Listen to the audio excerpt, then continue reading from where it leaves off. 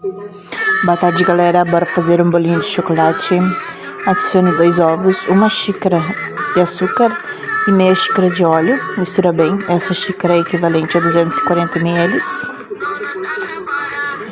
Mistura bem.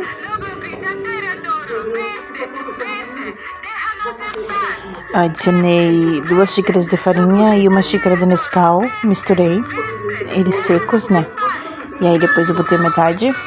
Juntei a metade com os ovos, o açúcar e o óleo. E fui adicionando leite até ficar no ponto que eu queria. Aí depois eu adicionei o resto da farinha com o chocolate já. Aí adicionou uma tampinha de Royal, que equivale a 1 colher de sopa. Mistura bem. Despeja